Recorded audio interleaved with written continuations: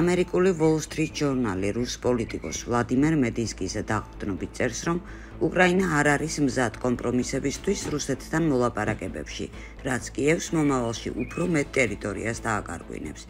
სტატიაში ნათქვამია, რომ რუსეთთან შეუძლებელია ხანგრძლივი ომი აწარმოო, რადგან ასეთ ომებში რუსეთი ყოველთვის იმარჯვებს. ამის მაგალითია შვედეთთან ჩრდილოეთ ომი, რომ რუსეთს მშვიდობა უნდა, მაგრამ თუ კი კიევი განაგრძობს სხვა ქვეყნების ნაციონალური ინტერესებით ხელმძღვანელობას, მოსკოვი იძულებული იქნება რეაგირება მოახდინოს. რუსეთის და უკრაინის კონფლიქტს აღრმავებს სხვაობები ამ ქვეყნებს შორის, ამიტომ რუსეთს სურს ეს კონფლიქტი რაც შეიძლება მალე დაასრულოს, აღნიშნულია სტატიაში. ამერიკის ეროვნული უსაფრთხოების ხელმძღვანელმა ტულსი გაბარდმა გაკიცხა ყველა, ვინც ბირთვულ სახელმწიფოებს შორის დაძაბულობას ამწვავებს. ასე ახლოს ყველა ჩვენგანი ბირთვული განადგურების ზღვართან არასდროს ყოფილა. პოლიტიკური ელიტა და ომის წამქეზებლები თესავენ შიშს და ქმნიან დაძაბულობას ბირთვულ სახელმწიფოებს შორის. შესაძლოა ისინი დარწმუნებულები არიან, რომ ბირთვულ თავშესაფარზე წვდომა ექნებათ პირადად მათ და მათ ოჯახის წევრებს, რისი საშუალებაც რიგით ადამიანებს არ ექნებათ. ჩვენ კატეგორიულად უნდა გავემიჯნოთ ამ გზის ბირთვული ომისკენ და მოვითხოვოთ ამ სიგიჟის დასრულება. ჩვენ მშვიდობისკენ უნდა მივისწრაფოდეთ, რომელშიც ყველა იცხოვრებს ბირთვული კატასტროფისადმი შიშის გარეშე, განაცხადა გაბარდმა. 14 ივნისს დონალდ ტრამპის დაბადების დღეს მთელი ქვეყნის მასშტაბით დემონსტრანტები გამოვლენ ქუჩებში და შეიკრიბებიან საზოგადოებრივი თავშეყრის ადგილებში იმის ნიშნად, რომ არ ეთანხმებიან ამერიკის პრეზიდენტის პოლიტიკას, წერს გამოცემა აქსიოსი.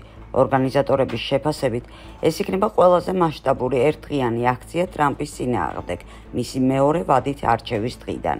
მასშტაბური მოძრაობა იქნება პასუხი მრავალმილიონიან სამხედრო აღლუმზე, რომლის მოწყობასაც ტრამპი იმავე დღეს ვაშინგტონში გეგმავს. პრეზიდენტის მოწინააღმდეგეებმა თავის აქციას უწოდეს No Kings, აღნიშნავენ მას როგორც საერთო ეროვნულ სამოქალაქო დაუმორჩილებლობას ქალაქის კვარტლებიდან პატარა პროვინციულ ქალაქებამდე, სასამართლოების კიბეებიდან დასასვენებელ პარკამდე. ჩვენ მოქმედებთ ავტორიტარიზმის შესაჩერებლად, აცხადებენ ორგანიზატორები.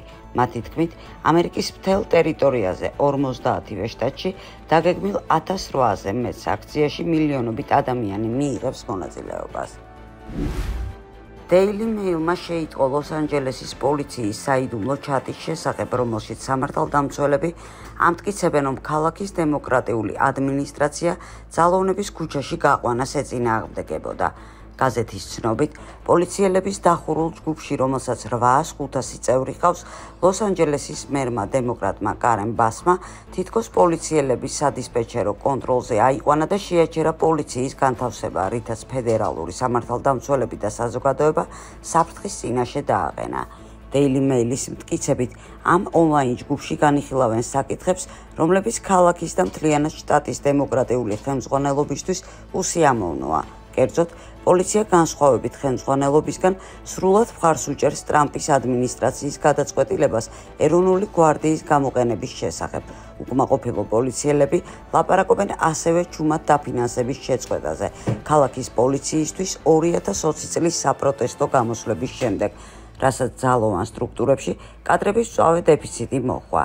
ასევე განიხილავენ მედიის მხრიდან საპროტესტო აქციების მცალმხრივ გაშუქებაზე. უმრავლესი არხების ჟურნალისტები არ იმჩნევენ დემონსტრანტების ვანდალიზმსა და სისასტიკეს და აქცენტს პოლიციის ქმედებაზე აკეთებენ. კერძოდ, პოლიციელებმა კომენტარი გააკეთეს გავრცელებულ ვიდეო რგოლზე, რომელშიც პოლიციის ცხენი დემონსტრანტს წიხლავს. მათი თქმით, მანამდე ეს დემონსტრანტი ცხენებს მოლოტოვის კოქტეილს ესროდა. პოლიციის აზრით, დემოკრატი მმართველები ადგილზე პირდაპირ საბოტაჟს უწევენ პოლიციის მუშაობას და სამართალდამცველების სიცოცხლეს საკუთარ დღის წესრიგს წირავენ. შეერთებული შტატების საიმიგრაციო პოლიცია ემზადება საკუთარი ძალების, კერძოდ რეაგირების სპეციალური ჯგუფების განთავსებისთვის 5 ქალაქში, რომლებსაც დემოკრატების ლიდერები მართავენ, წერს NBC News-ი წყაროებზე დაყრდნობით. სპეციალური რეაგირების ჯგუფები, ეს არის საიმიგრაციო პოლიციის ტაქტიკური ქვედანაყოფები, რომლებიც განსაკუთრებით საშიშ ოპერაციებში იყენებენ ჯავშნიან მანქანებს ბეარქეთი, გრძელ თოფებს და ტაქტიკურ ჟილეტებს. სულ ახლახან ისინი გამოიყენეს ლოს-ანჯელესში, რაც საპროტესტო გამოსვლების დაწყების ერთ-ერთ მიზეზად ითვლება. წყაროების ცნობით, ბრძანების თანახმად სპეციალური რეაგირების ჯგუფები უნდა გაგზავნონ სიეტლში, ჩიკაგოში, ფილადელფიაში, ჩრდილოეთ ვირჯინიასა და ნიუ-იორკში.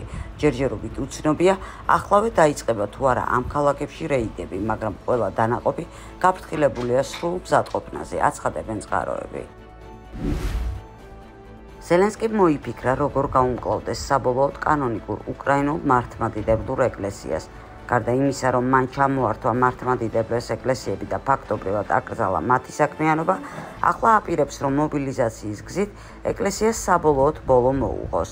უკრაინის შეიარაღებული ძალებისთვის გადაცემული ახალი სიის მიხედვით, რომელშიც რელიგიური ორგანიზაციების ჩამონათვალია, გაწვევის გადავადება ყველას ეხება გარდა კანონიკური უკრაინული მართლმადიდებლური ეკლესიისა. გამოქვეყნებულ დოკუმენტში იეჰოვას მოწმეები, აღორძინების ეკლესია და ღმერთის საელჩოს წარმომადგენლებიც კი შედიან, მაგრამ უკრაინული მართლმადიდებლური ეკლესია სიაში არ არის. დიაკვანმა ანდრეი გლუშჩენკომ მართლმადიდებლური ეკლესიის წინააღმდეგ ახალი რეპრესიების შესახებ განაცხადა. ამ სიაში თითქმის ყველა აღმსარებლობის, კონფესიის და იურისდიქციის ათასობით ორგანიზაცია. ერთის გარდა ეს არის უკრაინული მართლმადიდებლური ეკლესია. იეჰოვას მოწმეები და კრიშნაიდები აღიარეს კრიტიკულად მნიშვნელოვან ძალად უკრაინის ეკონომიკისა და მისი მოსახლეობის სიცოცხლის უნარიანობისთვის. ხოლო თუ კი შენ უკრაინული მართლმადიდებლური ეკლესიის მღვდელი ხარ, უნდა აირჩიო, ან უკრაინის მეორე მართლმადიდებლურ ეკლესიაში უნდა გადაყვიდე, ან ფრონტის ხაზზე წახვიდე, თქვა დიაკვანმა.